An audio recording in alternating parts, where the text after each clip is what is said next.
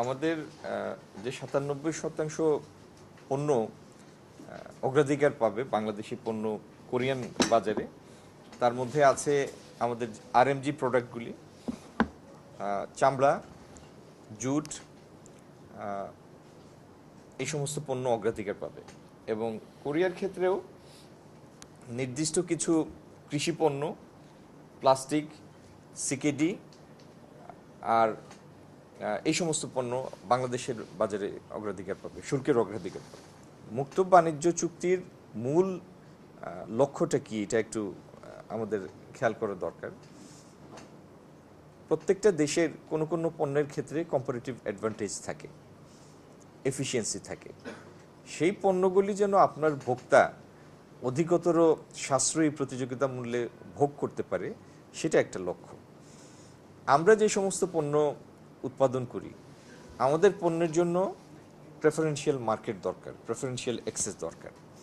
সেই preferential access European ইউনিয়নে ছিল বলেই আজকে আরএমজি প্রোডাক্ট ইউরোপিয়ান ইউনিয়নে আমাদের জন্য একটা সিগনিফিক্যান্ট রপ্তানি পণ্য, তাৎপর্যপূর্ণ রপ্তানি পণ্য।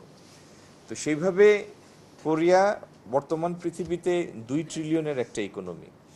এরকম একটা বড় শিল্পোন্নত দেশে আমাদের রপ্তানি পণ্যের জন্য একটা অগ্রাধিকার বাজার পাওয়া, এটি আগামী দিনে আমাদের রপ্তানি খাতের বিকাশের জন্য একটা বড় মাইলস্টোন হবে।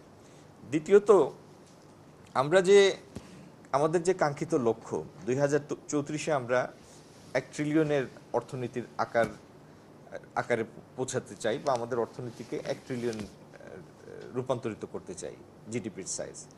তো সেইখানে যেতে হলে আমাদের প্রতি বছর নমিনাল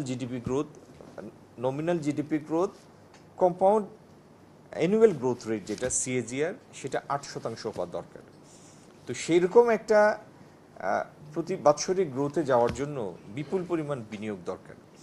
সেই বিনিয়োগের জন্য যে কাঙ্ক্ষিত ক্যাপিটাল, পুঁজি, তার পুরোটা বাংলাদেশের নাই। সেজন্য আমরা এফটিএ, এই সেপা এগ্রিমেন্টগুলির মাধ্যমে শুধু বাণিজ্য সম্প্রসারণ না, আমরা বিনিয়োগ আকর্ষণের জন্য, ক্যাপিটাল অ্যাট্রাক্ট করার জন্য সক্ষম দেশগুলির সাথে চুক্তিতে আবদ্ধ হতে চাই।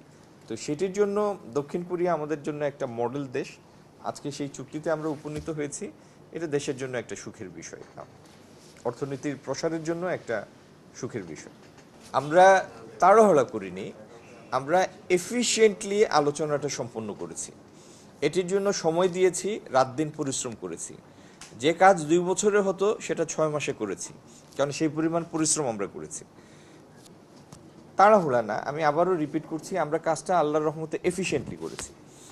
আর এই সেপা বা আন্তর্দেশীয় বাণিজ্য চুক্তি কোনো গোপন বিষয় না, এটি প্রকাশ হবে, আপনারা লাইন বাই লাইন এটি পড়তে পারবেন। এবং আপনারা পড়ার পরে আমি নিশ্চিত যে আমরা এই ফিডব্যাকটাই পাবো যে বাংলাদেশ সরকার মাননীয় প্রধানমন্ত্রী তারেক রহমানের নেতৃত্বে বাংলাদেশের জন্য একটি ভালো বাণিজ্য চুক্তি করেছে, যেটার সুফল আগামী কয়েক দশক ধরে বাংলাদেশ ভোগ করবে।